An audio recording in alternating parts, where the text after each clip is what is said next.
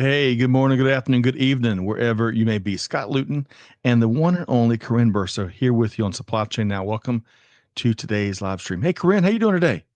Hey, I'm doing great. It's good to see you, Scott. You as well. You as well. We've had a lot. We've had a series of hits from a programming standpoint, and today is going to be more of the same. Wouldn't you say, Karin? Oh, I think so. It'll be a good conversation. No doubt. So, folks, on today's show, it's The Buzz, where every Monday at 12 noon Eastern Time, you know what we do. We discuss a variety of news and developments across global supply chain and global business news that matters, is what we like to call it. And gosh, do we have a great show here today. Corinne, we're going to be looking at the supply chain action behind the NFL's preseason games. We're going to be sharing a few key takeaways on the latest domestic freight market trends. Mm. We've got a big event coming up September 3rd that's got to be on folks' radar out there. And we've got one heck of a story and some key trends going on in the cold chain industry. All that and a whole bunch more. And Corinne, guess what? We've What's got that? some terrific guests joining us in about Yeah. 10 minutes or so. Luke Vaccaro with ColdTrack and Matt Celani with Deposco. Folks, you can stay tuned to hear about some big news they are making out in the industry. Corinne, Mm. it should be one heck of a show, huh? Yeah, I'm looking forward to it. And this topic of cold chain is really front and center for a lot of businesses right now. So I'll be curious to hear what Luke's got to share with us and how that dovetails with the work that Deposco is doing. Well said, Corinne. And we'll fill in why cold chain Mm. is just blowing up left and right. So stay tuned on all of that. Hello, Trisha says, hey, happy Buzz Day. Let us know where you are tuned in from as always. Juan, it's great to see you last week. Greetings from Atlanta, GA. He's moving some mountains here in the metro ATL. Hey, Alan Jacques, tuned in from Canada, beautiful Canada. Alan, great to see you.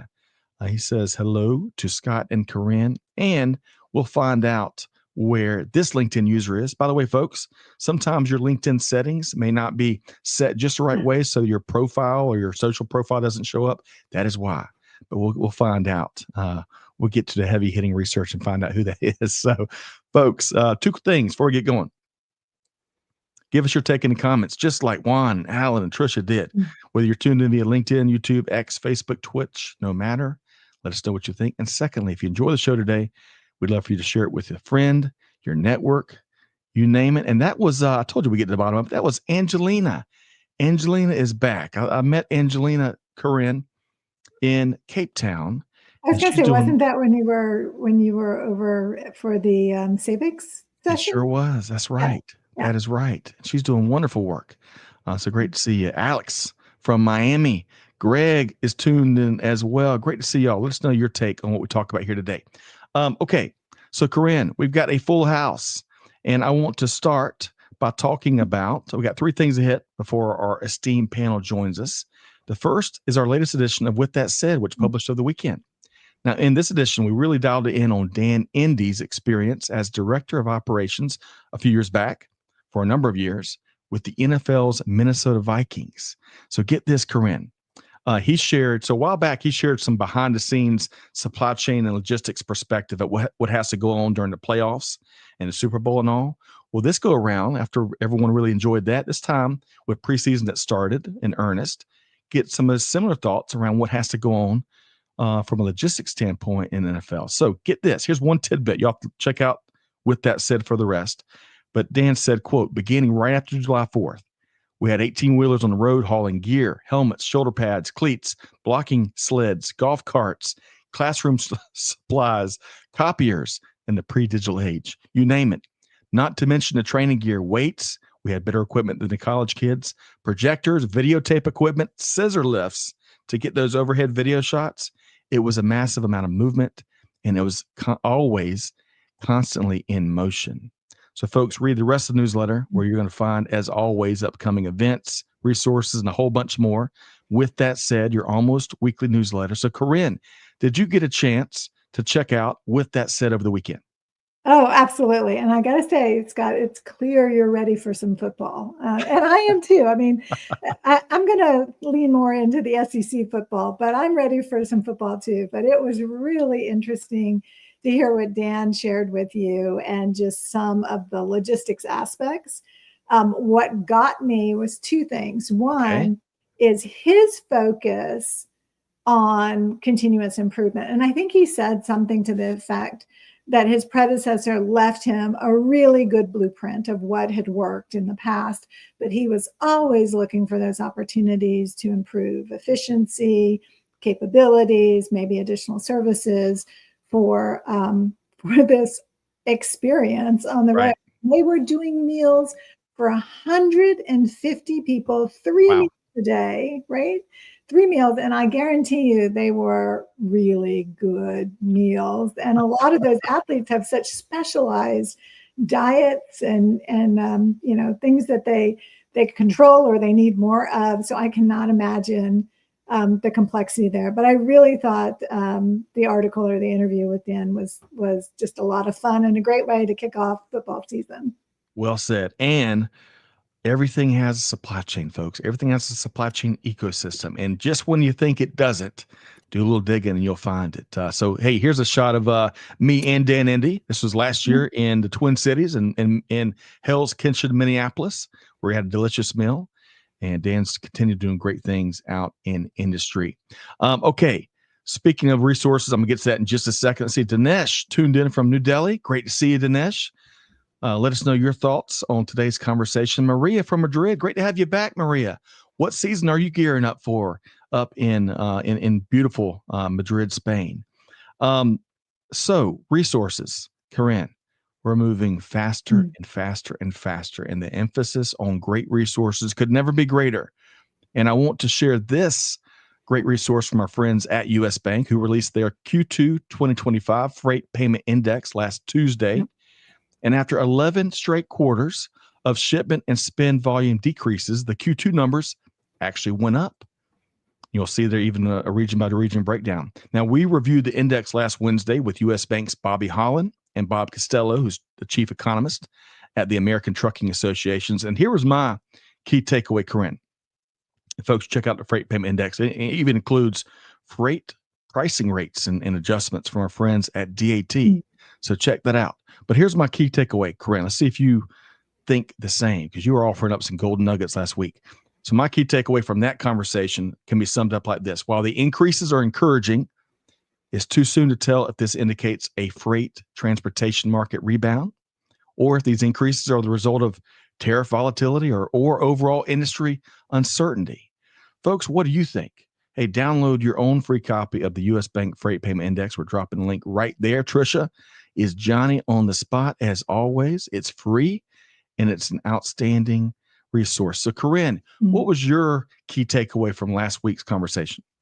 Well, I'm a big fan of facts, not feelings, right? That let's take a look at those facts and then we can start layering on all the color commentary and what we know and our intuition. And I thought the combination of Bobby Holland and Bob Costello was just a great combo last week. And they were actually able to go not just to the Q2, which is what the report covers, but what they've seen already in the first month of the current quarter.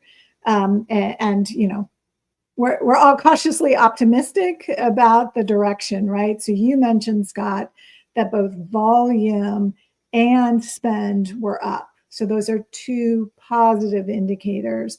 But there were some significant differences region by region. So that's right. The bottom line is this report is important to all of us as supply chain professionals because the freight activity is one of the best indicators of actual economic movement, whether you're bringing in raw material into manufacturing locations or factories, or you're looking at finished goods going into distribution centers or retail shelves. When freight moves, the economy is in motion. That's positive for all of us. That's right. And, my favorite part about this is it's a very holistic conversation. The report is holistic. It's not just this freight rate in Aiken, South Carolina is doing this. It is a mixture of geopolitical, economic, leadership, data points from other resources. So folks, check it out.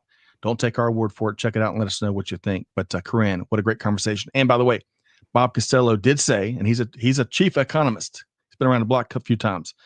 He is not projecting a full-blown recession. And hey, he did say that. That was big news. It was. I'll take it. I will take it. So we got the link right there, folks. Check it out. And by the way, we got a Georgia Tech Yellow Jacket in the house. Hey, Mark Preston, doing big things out in manufacturing. Great to see you here. Go Jackets, he says, and hello. I bet he's still tuned in from Peachtree City is my hunch, Karin. Okay, one more thing before we bring on a home run panel. You're not going to believe the story we're going to get into here in just a second. But first, big things must attract each other because we've got this tremendous panel coming up on September 3rd, rock and roll supply chain leadership that, folks, it's got to be on your radar. So check this out. A 5-person panel, all led by the one and only Karin Bursa. We got Stephanie Bill, who's the Chief Supply Chain Officer at Hasbro, Whitney Schlesinger, VP Global Planning and Logistics from McCormick, the leading spice company in the world, Sylvia Wilkes, Chief Supply Chain Officer with Lamb Weston, great food company, Eliza Simonova, I hope I've got that right, Vice President Global Supply with Mars Pet Nutrition, helping to fuel the pet and what we spend on pets these days continues to grow and be in a tidal wave. And Tamara Finsky, Chief Supply Chain Officer with Kimberly Clark. Okay, so Karin, we rarely get a collection of firepower like that on one event. What's one thing you're looking forward to there? Yeah, I got to admit, Scott, I'm a little starstruck. I really admire the work of all of these leaders, and the fact that we have an all-female panel is kind of fun for me. I feel a little fangirlish, if I must, but I'm really looking forward to hearing their different perspectives from their roles in industry, not just where they are today, but a little bit about their journey on how they got there and the recommendations they have for all of us as we continue to look forward. What's next? How are we harnessing new technology, new practices, new processes in our organization? So I want to encourage everyone to register now. So it's going to show up on your calendar. You can reserve that time, and it will be an information-rich hour for sure. Undoubtedly. Folks, join me. I'm registering. I'm going to have a Diet Coke and popcorn as I watch Karin and this incredible panel. We're dropping a link right there. And also, one more little helpful thing. We try to be very helpful, make it easy. If you don't want to miss anything, Amanda and Tricia can drop a link where you can sign up for all of our programming. So if you can't make them, you'll always get the on-demand version, but we'll make it so you can sign up for that specific event, and you can also sign up for the never miss programming too. So check that out. Karin, appreciate your industry leadership as always, and I look forward to that event as much as I look forward to this great conversation we've got here today. Are you ready to dive in, Karin? I'm ready. Let's do it. It's a great time, Scott, to be in supply chain. Let's learn something new. And we got to lean on those facts, not feelings, which is one of your other mantras, which I love. Okay. We have 2 terrific guests joining us today, folks. They're partnering to move mountains out in industry. Got a great story teed up here today. So Luke Vaccaro has over 25 years of leadership experience driving real results in sourcing, supply chain, fulfillment, manufacturing. He's done big things for some of the biggest brands in the world, Amazon and General Electric, to name a few. He's joined by Matt Celani, who brings a strong technical leadership background to the table, spanning roles in solution architecture, business analysis, and process improvement, successfully guiding all sorts of teams through complex system designs and transformations in this ever complex and VUCA environment we're in. So please join me in welcoming Luke Vaccaro, Chief Operating Officer with ColdTrack, and Matt Celani, Director, Professional Services with Deposco.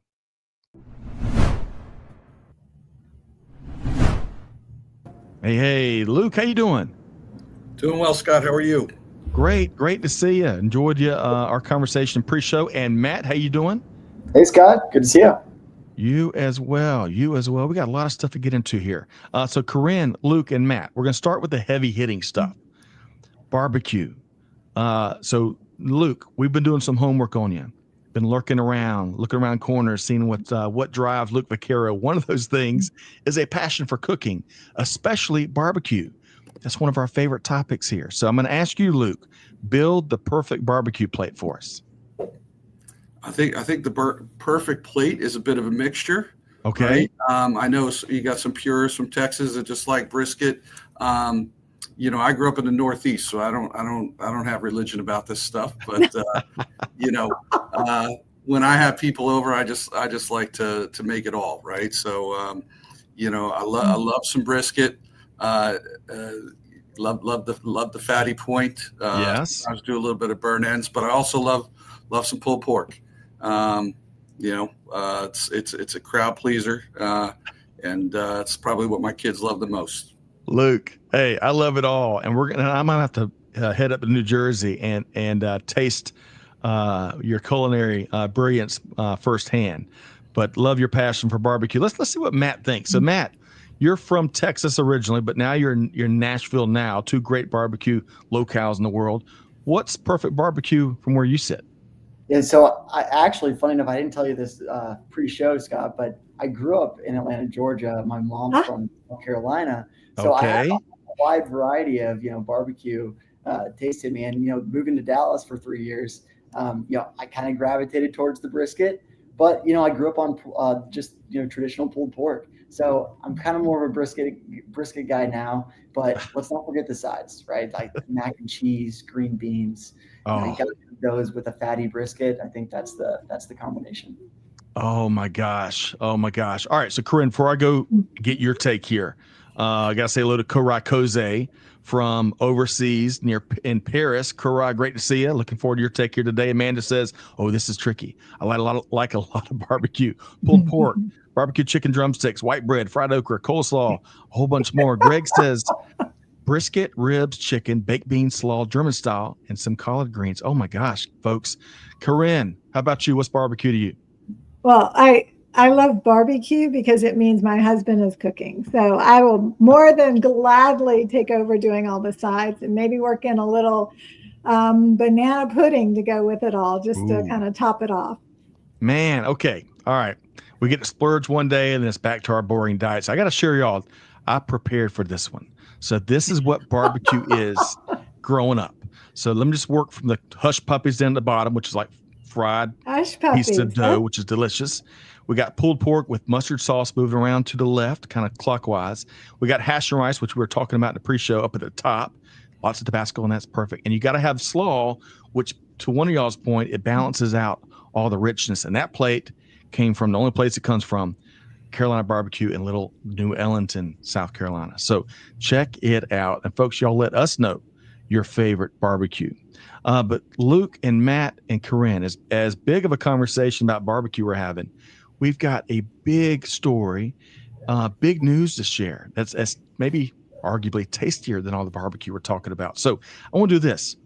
Let's start with some introductions. I'm a big fan of context, as Karin knows, as much as she is about facts, not feelings. I think we can't get enough context in this fast-moving world. So, Luke, let's start with you. Tell us, our audience, if you would, about your journey there at ColdTrack and what drew you to the wide world of cold chain fulfillment. Sure. Well, hello, everyone. Once again, Luke Vaccaro. I'm the CEO here at ColdTrack. I came here, my previous company was a DTC online grocer called Hunger Group, and ColdTrack was my biggest supplier. So it was a natural kind of fit. I wanted to, I'd worked in my previous role with many 3PLs in the cold chain space. I understand its importance as a customer and work with many of those providers, and really just wanted to come here and make something great, right? I've always just all been about continuous improvement and building culture, building process systems, and this was a wonderful opportunity for me to do it. As you mentioned, I think in the intro, worked for bigger companies earlier in my career. Was kind of an old school manufacturing guy, Lean Six Sigma with Honeywell, GE back in the day, and then kind of pivoted to food and to fulfillment when I moved over to Amazon Fresh. I ran a bunch of warehouses for them as a regional director at that time, and that was sort of once again the pivot to food, pivot to more fulfillment as opposed to manufacturing, and learned a lot there, gained a passion for it, and been kind of in that space ever since. Okay, outstanding, man. Luke, I bet if you haven't written a couple books already, I look forward to getting them when you do. I bet you got a few stories. But for context, folks, and Karin gets you weigh in on what we're going to hear from Luke's perspective. But ColdTrack is a leading provider of pick and pack logistics for cold and frozen e-commerce brands. So I like to make sure we get that context out there. Karin, Luke can write maybe a whole set of books given that journey, huh? Oh, absolutely. Absolutely. I think, again, he's got context, right? He's been a customer, a consumer, if you will, from a business perspective that needed cold chain capabilities. And so I'm sure brought a unique perspective to the business for ColdTrack. No doubt. Okay, look forward to it. And Matt is your 1-2, the other punch here in the 1-2 punch. Matt, I love your Atlanta roots, by the way. I'm glad you shared that. We're gonna have to compare notes later. And Alex, I promise not to talk anymore about barbecue. Alex called me out. Great to see you, Alex. I think Scott is more excited about barbecue than supply chain. Maybe those are two top topics for me. All right, but Matt, how did you land at Deposco, and how did you find yourself in cold chain? Yeah, great questions. So I studied supply chain in school, joined Deposco about 7 years ago. So started as a solutions consultant, kind of worked my way up to now director within our professional services group. So primarily serving our 3PL customer base and working with our 3PLs. We primarily serve the middle market, upper middle market customers. So kind of to Luke's point, it's really impactful work. You're really changing. You can really see businesses change. WMS is most of the time considered the heartbeat of an organization. So it's really fulfilling work, kind of seeing a transformation of a business. And also it's been great to kind of work with great people, both internally as well as externally. Great customers, like people like Luke, customers like ColdTrack. It's been a blast to get to know Luke over the last couple of years. And a quick story of how I kind of got introduced to Luke, and to cold chain as well. I know we were on site for the go live initially back a couple of years ago, Luke. And I know you guys do early replenishments. It's just in time fulfillment. Within the cold chain sector. So we were there around 4 or 5 a.m. For go live activities. And I think Luke rolls in. It was probably mid morning. It felt like 4 p.m. for us at that point. But he rolls in probably mid morning, and he's got a hands full of guess what else but pulled pork. He's got his hands full of pulled pork. Comes in, he's like, "This is the go live lunch." And my first time meeting the guy, he's just so energetic, so passionate about the pulled pork that he had made, I guess, the couple nights before, been smoking it. Yeah. And it's just been great. I thought to myself, if this guy has the same energy, that he has about pulled pork with supply chain and operations, it's going to be a great relationship. And what do you know? Every single call, Luke, you bring that same passion and energy, whether it's pulled pork or talking about, hey, how do we change the picking processes or the replenishment strategy? Same energy. So it's been fun to work together over the last couple of years. That is awesome. And Luke, you got a big fan in Matt. And Matt, I'm so glad you shared that story. And Karin, we all know that relationships powers everything in global supply chain. And we're just on the front end. We're starting to see the relationship between Matt and Luke and their respective organizations, huh?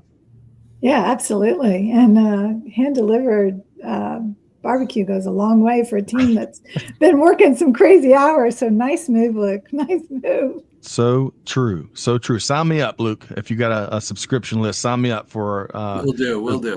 Delivered prime pulled pork. All right, really quick, folks. Deposco, I'm sure most of y'all, maybe there's 3 people out there hadn't heard of Deposco. It's an innovative supply chain software provider, perhaps best known for its leading warehouse management system, amongst other offerings. So it's a little bit about Deposco. So now that we've got lots of context, right, I want to add a little bit more, because for some folks out there that aren't regularly involved in the cold chain industry, they may not know of its incredible growth and importance. And I want to start with this article here. So Food Shipper of America reports that the industry is poised for big growth with a capital B as in Bezos.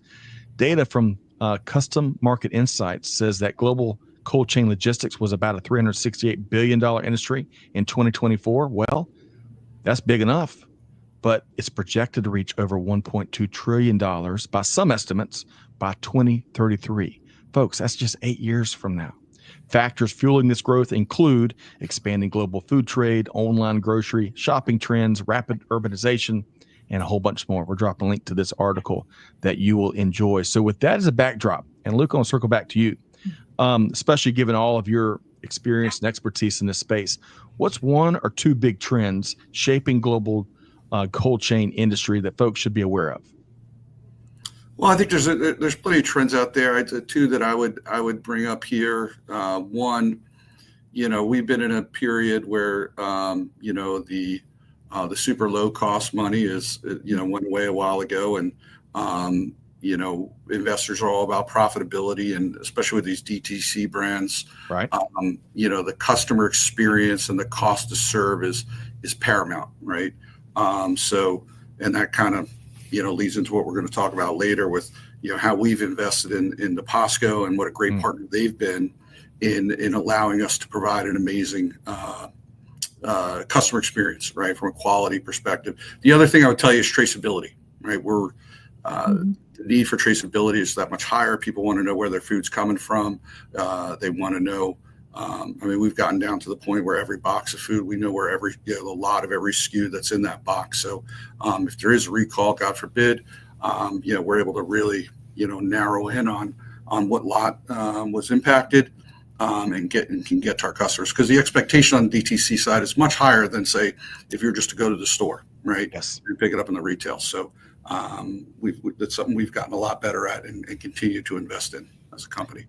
Yeah, Luke, I appreciate that, Luke. And really quick, for folks that may not know, I know we use a bunch of acronyms across global supply chain. DTC, direct to customer, direct to consumer. Sometimes interchangeable. Yeah. Thank you.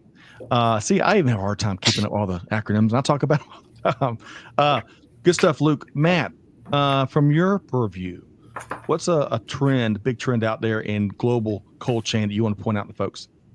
Yeah, the first thing that came to mind was similar to what Luke said, just hyper focus on the customer experience, especially not only for cold chain, but just in general across ambient fulfillment as well. I think it's even more relevant in cold chain, just dealing with perishable goods.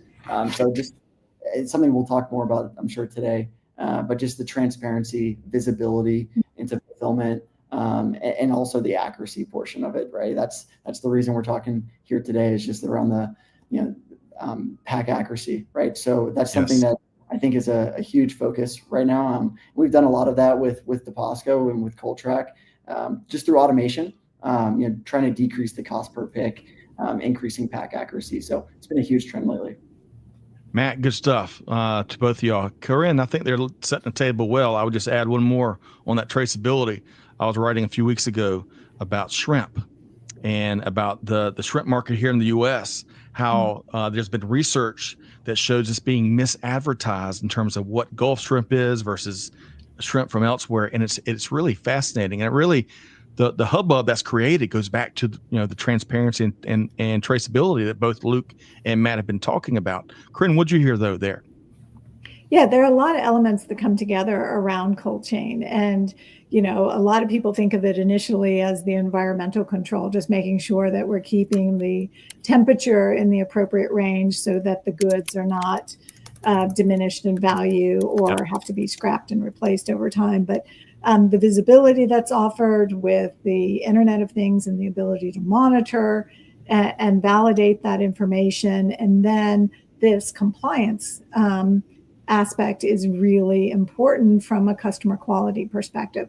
But the thing that Luke said so quickly over and over when he was saying DTC or direct to consumer is that also equates to granularity. So we need that visibility and that precision right down to the Bursa household, so that we're getting the right products when we're ordering them and when we're receiving them. Well, Karin, I think every household can relate to that. And it's fascinating to me how global supply chain teams and organizations, whether they are on cold chain or other parts, have continually had to up their game based on those ever evolving and ever more demanding consumer demands. So it's a great call out, Karin. Okay. So Luke, we keep it real around here. We may be having a little technology glitch that happens on Mondays around here. Luke, can you hear us? I can. My apologies. Right. On my end. Oh, good. It happens. Hey, I wish this could be the toughest test we would have all week. You're doing a live stream, but all right, we got Luke. So let's do this, folks. We've got a big story. I want to dive in now on some cool things that y'all's organizations are doing together. Y'all have already kind of foreshadowed a little bit, and I'm gonna start with this news. Check out this headline, folks. ColdTrack just launched the industry's first pack accuracy guarantee program with 100% guarantee. How about that? So, Luke, walk us through this why now moment. I mean, what made right this minute the right time to make this first of its kind industry commitment? Tell us more. Well, sure. As I was mentioning earlier, right? I mean, the customer experience is paramount, right? A lot of these DTC brands A lot of these are subscription businesses where retention is the key to profitability for them. Yep. And, one of the keys to retaining customers, of course, is to make sure that they get their food cold, that it's on time, and that it's accurate, right? Everything that you said was going to be in the box is in the box. And that's something that we've invested in quite a bit. And a lot of that investment is been in Deposco, the system, and candidly working closely with Matt and his team on tailoring our processes to be, just perfect for our space. And so that's why it's important. Now, it's also nice that we're able to pick at a super high accuracy level and be able to offer something like this in a way that isn't really costly to our business, right? If we were, if we had a 2% mispick rate or something like that, right, guaranteeing 100%, backing it up would be a little costly, right? But when you're near perfect as we are, and we have been for a good year now, we're just very comfortable. As an ops guy, right, I'm always careful about signing up for these types of things. Sales is always pushing you to, offer things that maybe sometimes you're not always comfortable with, right? In this case, it was a real simple conversation. It sounded, of course, crazy, like, in the beginning, like, wait, 100% guarantee.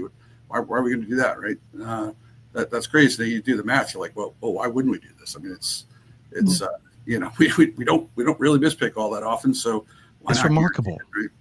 Luke, it's remarkable, and I appreciate your frank comments there, because it can't be, when you do this thing, Karin, it can't be lip service. You got to deliver on time in full, and that's what they've seen. So Karin, I'll get you to comment here, but so far, I'm looking over to some of the numbers behind it.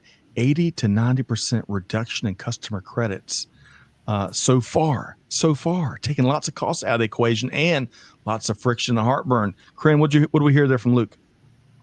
Well, first of all, congratulations, because being willing to be out there and saying 100% guarantee, and the first in the industry to offer this, is really impressive, and shows confidence in your team and your process and the technology that's supporting you delivering that in an efficient manner.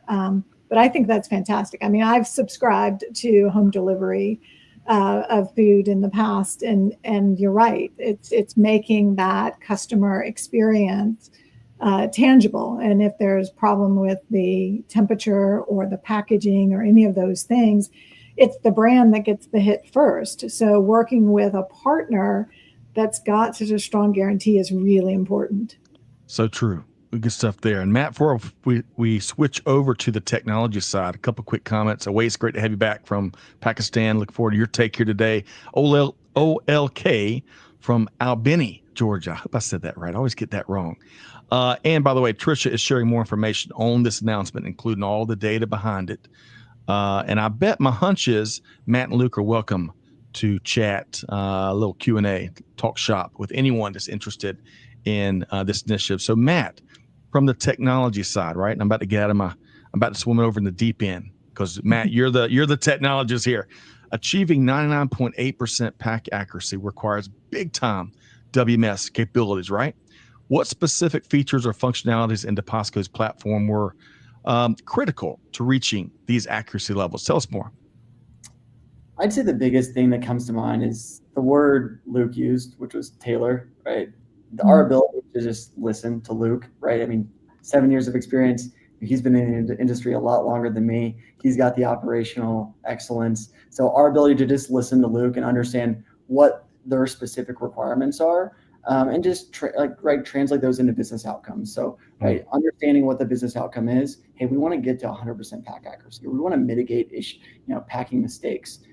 How do we actually break that down and solution around hard requirements?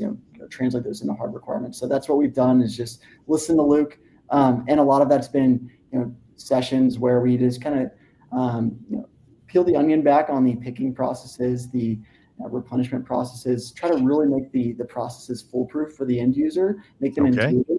What information are we showing to the user? Are we showing too much? Are we showing not enough? What are we requiring them to scan versus what are we maybe making assumptions of, okay, that's safe to not scan that value to, kind of balance speed and accuracy. So, there's been a lot of collaboration with Luke, and just, I think that's been paramount to making it successful. All right, so Karin, we got a new T-shirt that's going to be rolled out soon with a new definition of LTL on the back. Hey, just listen to Luke. That's we could all be better off. Scott, I got to cut you off if you don't mind. I think Matt's being a little too modest here, right? Yeah, he does listen very well.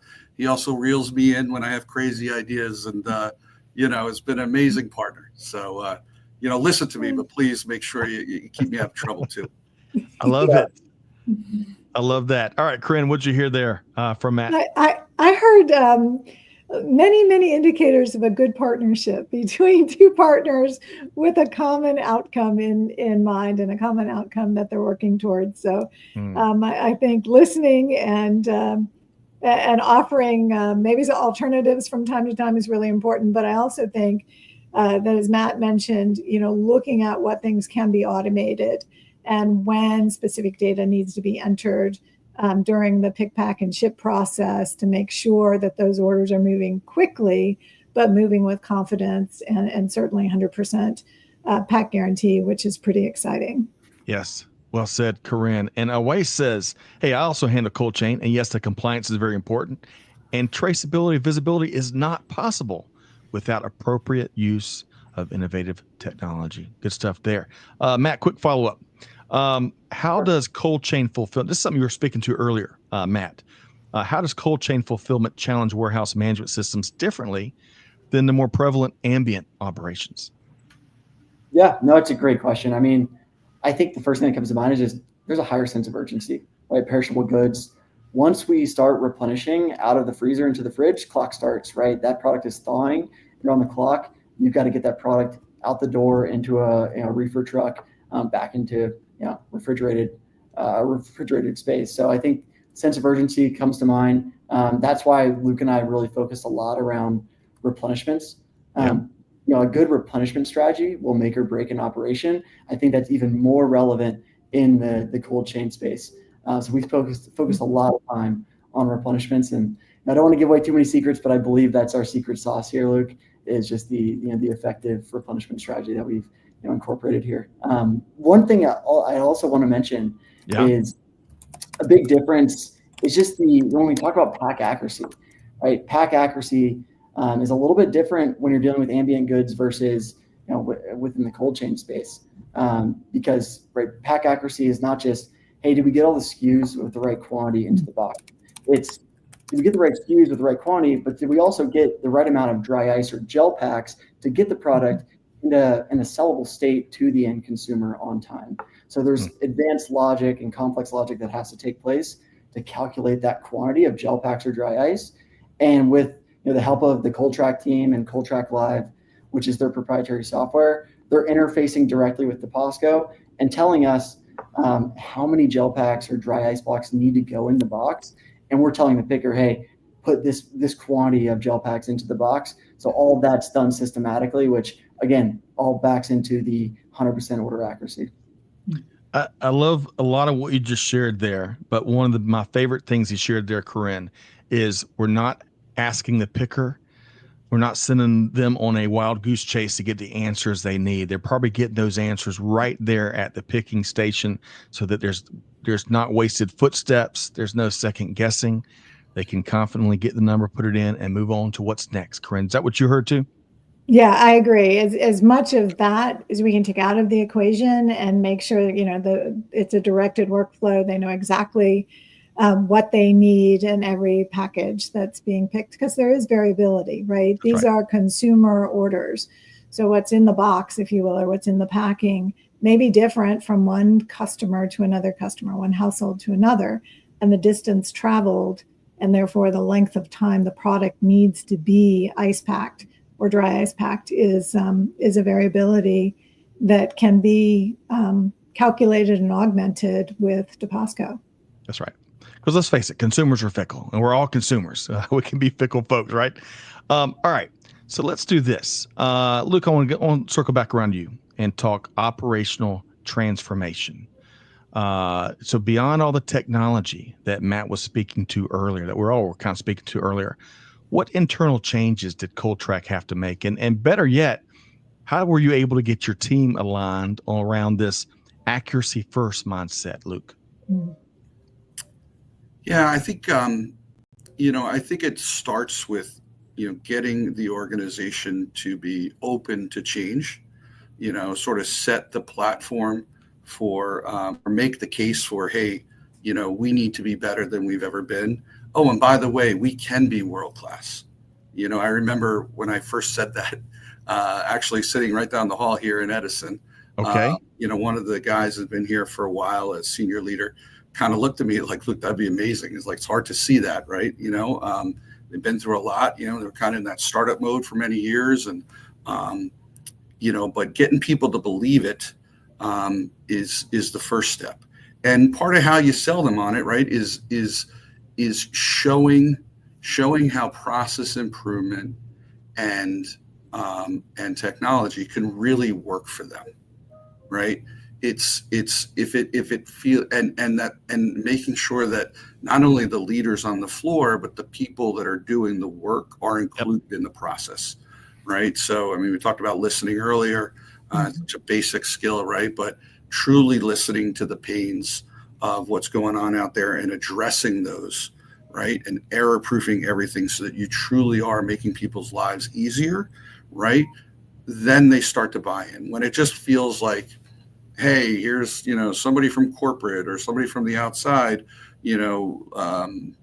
putting a new process on us, right? That doesn't feel better, right? It's easy just to say, oh, well, people don't like change and they're just resisting change. And sometimes, there's certain people that really, no matter how hard you try, they're pretty change resistant. But most people, right, when they're resisting change, it's for a reason. It's not just because they don't like change, it's because they see things that don't make sense to them, right? And sometimes they can't always articulate that. But once you build the trust with the team, show them that they're being heard, then you give yourself the opportunity to do great things. And then you bring in the pulled pork and really seal the deal. Is that right, Luke? Hey, food helps a lot. I just want to clarify something, and I love Matt, but he did kind of, suggest that maybe I was a slacker and came in really late that day with barbecue pork that was several days old. I just want to correct that. I was taking it off the smoker that morning so that they could have it fresh. Okay. I don't doubt that for a minute. And I want to go back, kidding aside, we're having some fun with the food analogies and themes, but Karin, really quick, two things in his response there. First off, who wouldn't want to work for Luke, someone like with that mindset, but the with him, what's in it for me, wrapping communication around that. And he didn't say this exactly like this, but we've got this phrase we use around here, do it with your people, not to your people. And I heard that in his response. Your quick comments there, Karin. Yeah, absolutely. People are always they're either part of the magic that happens or one of the most difficult aspects of transformation. So the fact that you've got them on board, they understand the mission, that everybody's focused on that customer experience, I think is a real testament to the business and the culture overall. Yeah, so true, so true. Okay, well, I want to keep driving here, and Luke, when it comes to cold chain, time is, I'm going to make my oldest daughter proud. She uses the word literally just about in every single sentence. But time is literally money when it comes to perishables, right? The stakes are really high. Is that right, Luke? Absolutely. Absolutely. There's nothing worse than, well, I guess there's plenty of things worse, but in our world, there's not much worse than, a customer getting a big box of food that is, arrived late or that took too long to deliver in general, right? And arrives unsafe, warm, and of low quality, right? So the key to keeping things fresh is speed, right? That's right. So speed's everything. However you find it, with your people, your processes, how you approach the ecosystem, or when it comes to innovative technology. So we're going to circle back on that. I wanted to spike the football on the stakes that the cold chain industry brings. So Matt, from a data and analytics, Karin, I'm ready for football.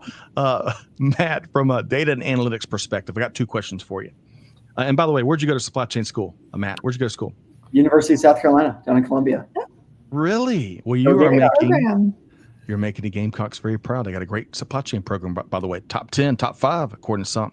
All right. So Matt, what kind of real-time visibility and reporting capabilities does Deposco provide that really helps ColdTrack maintain these accuracy levels, that this accuracy mindset is keeping front and center? Yeah, I think one of the big things, and Luke's been talking about it, but it's just the focus on the customer experience, right? Just providing the customer with information before they even ask, right? It's going to reduce overhead too, just on the ColdTrack side. But right, information will breed trust, and trust will ultimately lead to better retention. So just pushing more reporting to the customer, like we talked about, automation. So we're capturing a lot of these important values from an inventory standpoint when the inventory hits the dock, right, on the receiving dock. So capturing the lot number, expiration date, SKU, quantity, that's being pushed to the customer. They have that in an interface, as well as when it's stored in inventory, they have all that information in terms of how much do we have for this lot for this expiration date and what quantity, and then as well on the shipment side. So all that is pushed to the customer. So we're kind of offering it up, and just that creates a better relationship with the end customer, right? It breeds better trust. So that's the part of it. I think the other part of it is also operational, which it's not all of the system, right? The system can only go so far, but it's a lot of the operational enhancements that Luke's put in place with the picking team that's helped. Yep. All right. So Matt, quick follow-up. We all know being reactive is just part of what we do in global supply chain, because we get surprise and curveballs and all the like goes with the territory. But we're starting to look around corners and having that ability more so than perhaps ever before. So Matt, how do you catch potential issues before they become customer problems? Yeah, I think that's all part of it. I mean, we've implemented a lot of processes within Deposco to where there's hard error validations.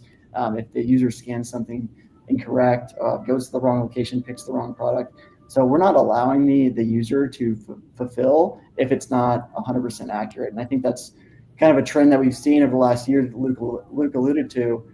Hey, we've just seen the error rate decrease year over year significantly. And I think that's due in part a lot to what we've implemented just from a processes standpoint, making the processes more intuitive and having hard error validation so that we're mitigating any potential issues getting to the customer without us knowing about it first.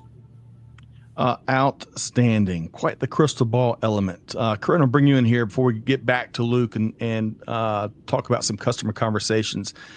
Karin, it's amazing in the golden age of supply chain technology, our ability better and better and better to predict the future. Now we got a long way to go before we perfect that, but your thoughts on what we heard there from Matt, Karin?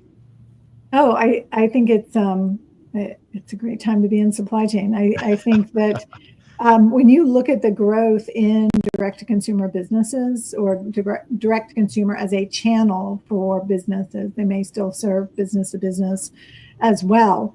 The demands are quite different, and the granularity that's required is really important. I also think that this is, the final step of bringing those products to market. So when you think of the distribution center management, the order fulfillment process, and the delivery to the consumer, that's the, kind of the end game, if you will, or the final delivery of the brand promise of the goods that have been purchased. Yep. So that 100% guarantee, again, super impressive. And it makes a statement. I mean, it makes an impression on me as a supply chain professional, but also as a consumer. And it's certainly, to your point, it is not lip service leadership, because it is a real-time commitment that with operational expectations on the back end. And again, going back to the numbers so far, 0% customer losses due to operational issues so far in this guarantee. Man, okay. Really quick, Luke, I'm coming back to you in just a second. There's a lot of folks I'm not getting to. I'm falling behind. We've got a lot of comments here. Peter Bollet, all night and all day, says, "Oh, I love cold chain. It's also about very reliable service providers, and cheapest is not best." That's right. Mark says, "Hey, people aren't afraid of change; they're afraid of uncertainty." A lot of truth in that statement as well. And by the way, Mark, open air barbecue. is a wonderful place near Juliet, Georgia. So check out Open Air Barbecue, folks. We're getting all the good stuff here. Luke, customer impact, right? So when I'm about to pose this question to you, I'm thinking in the back of the room, you got some folks back there, some grizzly veterans that got their arms crossed. And they're like, well, so what? All this is great, but so what? Well, I bet, Luke, since launching this guarantee, that clients are responding. And I bet it's shifting conversations from price to value when it comes to your sales process with said customers. Is that right? It is, and one thing I didn't mention earlier in terms of the evolution of this and where it came from is, we feel like we've been the best in the industry for a while in terms of quality. And, we'd get into these sort of, closing conversations, we'd be in final negotiations or on a short list. And it felt like it was always coming down to price. And we were having a hard time articulating, right, why they shouldn't just look at price. Right. And, we talked internally, how do we monetize this? How do we monetize our quality and show people how this will lead to better outcomes on their side, whether that's in terms of improved retention, what have you. And some of these things are, harder to prove, right? But this was one way that we could show them, hey, we're putting our money where our mouth is and signal to the market that, yeah, you're going to have a better experience here. Yep. I love it. I really love how these conversations are changing, and whether it's small moves that help you have more holistic brainstorming, innovative, different conversations with your customers, or big, bold bets like we're making here with this guarantee. Matt, how does your platform there at Deposco help balance the need for speed without sacrificing that 99.8% accuracy? Matt? Yeah, no, I think it's a collaboration with ColdTrack. I mean, I'm a firm believer that the WMS shouldn't be a monolith, right? We should be focused on executing, right? So I think our collaboration with ColdTrack Live, their proprietary software, has allowed us to do just that, right? They're doing a lot of the order orchestration upstream of Deposco. Once the order hits Deposco, we're ready to then kind of do our automation, which is some FIFO allocation logic, zone-based picking. So we have all of that task-based to where the picker's going in, right? Going through an intuitive handheld device, handheld screens, error-proofing the handheld processes, just to make it really foolproof, like I mentioned. That's kind of the balancing of speed and accuracy, all while doing cartonization at the same time. So there's a lot of functionality that we're incorporating within the WMS, but also a lot of functionality that's happening upstream of the WMS within ColdTrack Live that's kind of assisting us with that speed. Matt, did you bring a soundtrack with you here today? Because I'm getting some Hollywood dramatic music as you're sharing good supply chain technology innovation. Good stuff. I'm just messing with you, Matt. All right, Karin.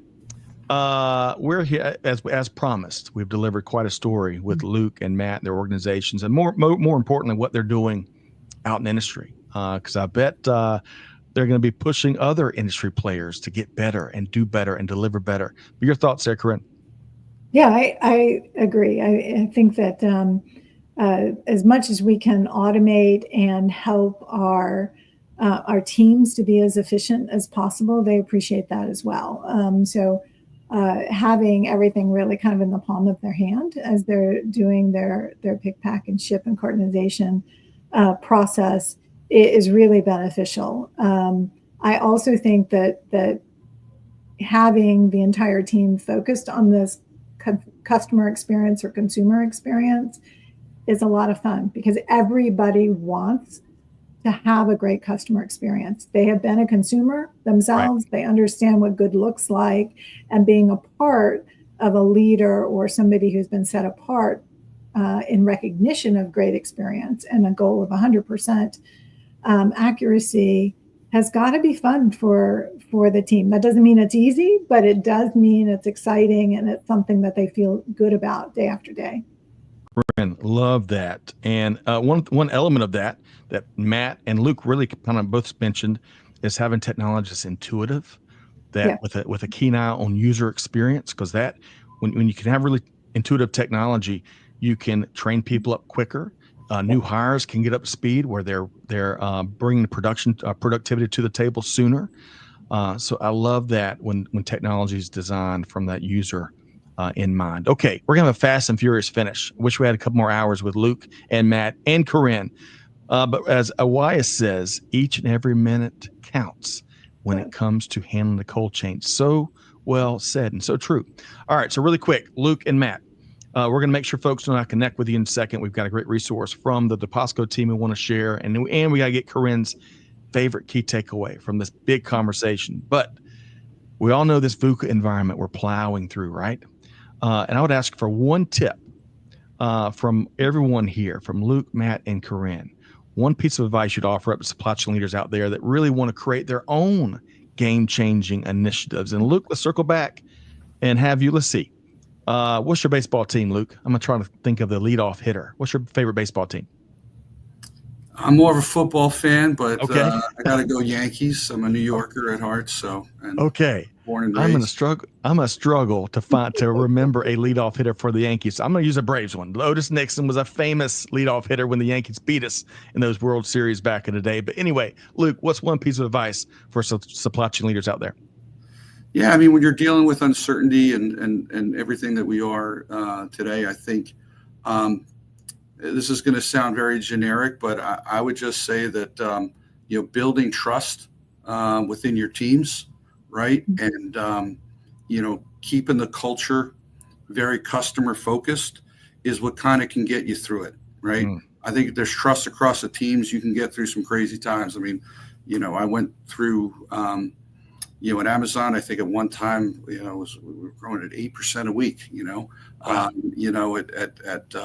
Hungaroo post-COVID, it would double the business in every 6 or 7 weeks at one point.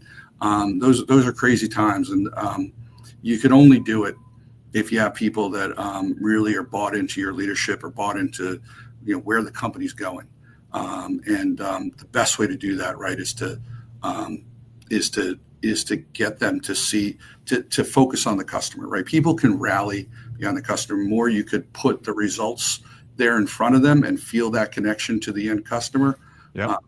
The better you're going to be able to navigate and motivate people to get through the tough times. Luke, I love that. Been there, done that advice. What's old is new again and powerful again. Trust and focus are two big themes he shared, and he's had quite the journey. So take it from Luke. Karin, I'm gonna shift. I'm gonna get Matt's key advice, and then I'm gonna get your key patent takeaway from this whole conversation with an eye on the clock. There's so much going on that I want to know about this development here. We're gonna have to bring y'all back. So Matt, the pride of the University of South Carolina and their top-ranked supply chain program. What is one piece of advice you'd offer up supply chain leaders that, again, want to have their own game changer in this crazy, uncertain environment? Yeah, I'll keep it short. I mean, I think software is not the golden ticket, right? It's kind of what Luke said. Hire good people, hire great leaders, and they'll find the right solutions, right? Mm-hmm. Whether it's certain technologies, they hire great people, surround them with support, trust in them, and they'll find the right solutions for you. I like that, Matt. I like that. Savvy way beyond your years, Matt. It's like you got 50 years of industry experience. So we're going to look forward to having you back. Hey, really quick, Jeremy says, trust is an axiom of relationship, thus trade and economics. Jeremy, great to have you here as always. Mark says, kill those rattlesnakes. He's meaning like defects and mistakes that you can find. A lot of times folks walk right past out there in their facility. And I think this is Angelina. Everyone works for the customer. Very true. Good stuff there. All right. So, Karin, as much as I hate to wind this conversation down, we've covered a lot of ground with a game-changing partnership and commitment out to the market here. What is one key takeaway from this conversation that folks got to keep front and center? Well, I think, and you've mentioned this a few times, you've mentioned the acronym VUCA. So volatility, uncertainty, complexity, and ambiguity. I think when you focus on these elements in our new never normal world, right? Things are always changing. It's important to automate what you can with technology. But what Luke mentioned about culture, I think, is really the magical ingredient in all of this, because culture eats strategy for breakfast. So if we get the culture right, we will embrace the technology and have a common focus and work towards any obstacles or any volatility, uncertainty, et cetera, that are in our path. Love that, Karin. And we've really had, when you think through the last 30, 45 minutes, We've talked innovative technology. We've talked innovative and a really unique partnership between ColdTrack and Deposco. And we got a healthy dose, to your point, Karin, of cultural leadership and what servant leadership, which folks don't sleep on it. It's extremely powerful when it goes back to that trust and focus that Luke's been touting and doing. Okay, Luke Vaccaro, Chief Operating Officer with ColdTrack. How can folks track you down, Luke? Oh, just come visit us at ColdTrack.com. We'll get right back to you if you're interested in our services. Love it. And you're happy? Like a 3-minute response rate. If I don't want to quote our sales team, but they're pretty crazy about it. So just come on by. Oh, we're quoting them now. 3-minute sales team. No, I'm kidding. They signed me up for a lot of things, Scott. So, I got to. I'm only kidding. Well, hey, Luke, love it. And I know you welcome conversations. Don't take this last hour. Reach out and have a conversation with Luke or Matt. ColdTrack.com. Luke, is that right? That's correct. Got it right here. Tricia got it right here. Thank you, Tricia. ColdTrack.com. All right. So, Matt, Celani, you and the Deposco team on the move. How can folks track you down? Yeah, you can reach out to me, Matt Celani on LinkedIn, if you ever want to talk shop, Deposco, 3PL, supply chain, or reach out at Deposco.com. It is just that easy. And can we find you at all the Gamecock football games coming up this year? You will. We won't just have a top 10 supply chain program at the end of this year. Ooh, I like that. Top ranked. Here we come, number one. By the way, folks, Tricia has shared Matt's LinkedIn link, so check out and connect with him there. And I'm sure Matt, if you saw his passion here today, I bet he loves to talk shop, so do that too. Big thanks. All right, so Karin, Bursa, always a pleasure. What a great show here today, huh? Yeah, really interesting. And thanks for the inspiration, you guys. No doubt. Folks, also check out the Deposco website, deposco.com. And I've got one more resource to share, folks. This is something that the Matt and the Deposco team drop every year. In fact, they recently released the 3rd annual report focused on how DTC sales are reshaping operations. It's full, if you like, data points and insights, especially from the market. Sneak peek of what industry-leading organizations are doing. You would like this report. We're dropping a link to that, and you can download that. And it's easy to download, too. You don't have to go through 18 landing pages. Karin, it's one of my least favorite things to do. Have you ever had an experience like that, Karin? I have. Okay. We all have. Let's simplify. Okay. Well, folks, I know we couldn't hit everybody's comments here today, but thanks so much for being here. Big thanks once again, Luke Vaccaro with ColdTrack, Matt Celani with Deposco, Karin Bursa. Make sure you follow and connect with Karin out there. And whatever you do, take one thing, folks, one thing from what Luke and Matt and Karin shared here today and share it with your team. Goodness gracious. Let's lean into deeds, not words, in terms of how we continue to transform how global supply chain happens. And whatever you do, on behalf of the whole team here, Scott Luton challenge you to do good, give forward, be the change that's needed. See you next time, right back here on Supply Chain Now. Thanks, everybody.